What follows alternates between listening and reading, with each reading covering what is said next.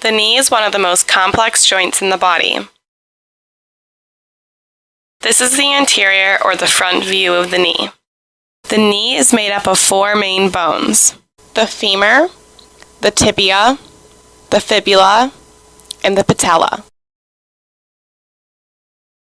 The knee joint capsule is a thick ligamentous structure that surrounds the knee joint.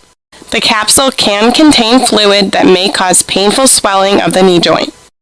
If you open the joint capsule, you will find the articular cartilage of the femur and the articular cartilage of the patella. The cartilage within the knee joint allows for smooth movement between the femur, tibia, and the patella.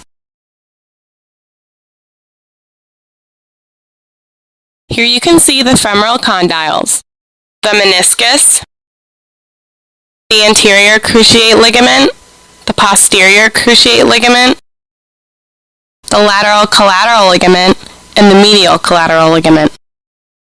The knee is a hinge joint that allows for flexion and extension of the knee.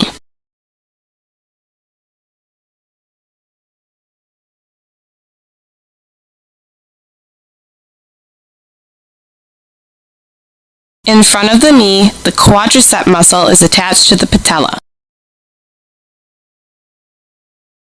The patellar tendon arises from the patella and inserts into the proximal tibia.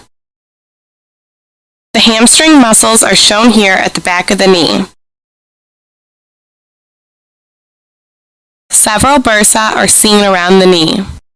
These include the suprapatellar bursa, the prepatellar bursa, the infrapatellar bursa, and the pes anserine bursa. These bursa allow the kneecap to slide freely underneath the skin while bending and straightening the knee.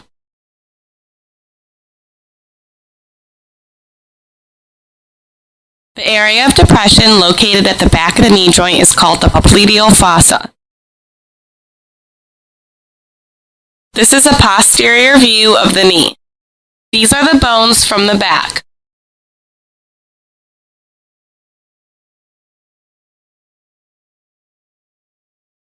Here you can see the posterior cruciate ligament.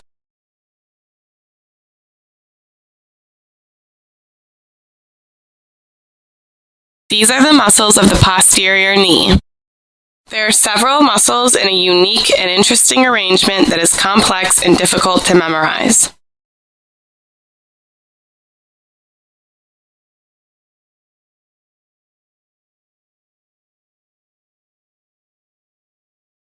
The popliteal fossa is seen here at the back of the knee. There are neurovascular bundles within the fossa. You can see the popliteal artery and vein, tibial nerve, and common peroneal nerve. Both the tibial and common peroneal nerves arise from the sciatic nerve. Here you can see a diagram of the sciatic nerve and its branches. As you can see, the popliteal fossa is a closely packed space. The popliteal fossa is bounded by the biceps femoris laterally, as well as the semitendinosus and semimembranosus medially. The lower part of the space is formed by the two heads of the gastrocnemius muscle.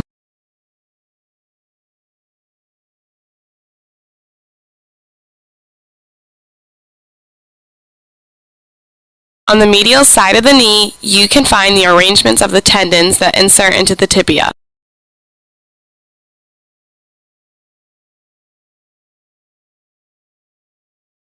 Here you can see the medial collateral ligament.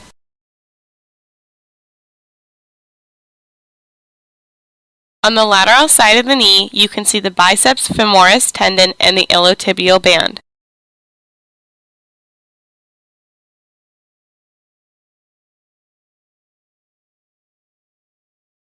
You can also see the lateral collateral ligament.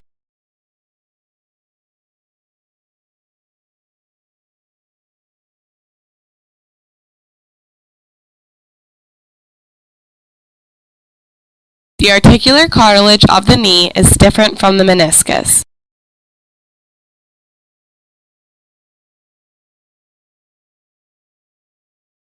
The articular cartilage gets worn out by aging and wear and tear. This condition is called degenerative arthritis.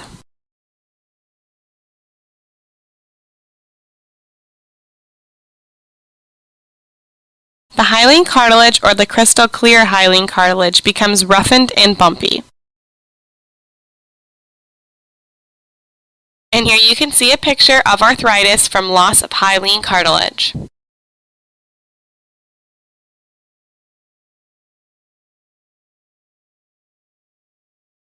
Here are some common injuries that occur around the knee. The quadricep tendon, the patellar tendon, and the patella cause active extension of the leg. Any disruption in these three structures will cause the patient to be unable to actively extend the knee. In an anterior cruciate ligament injury, the tibia moves forward. In a posterior cruciate ligament injury, the tibia moves backward. Rupture of the collateral ligament of the knee, lateral or medial, will cause abnormal side movement of the leg. Inside the knee, between the femur and the tibia, you will find the cushions or the meniscus. Here you can see the medial and the lateral meniscus.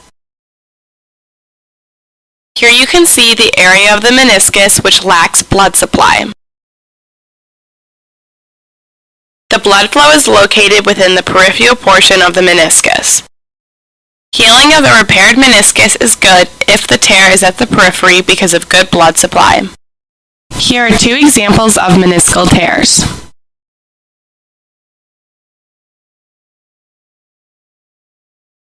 This video is for educational purposes only. Please consult your doctor before you make any decision about your medical care.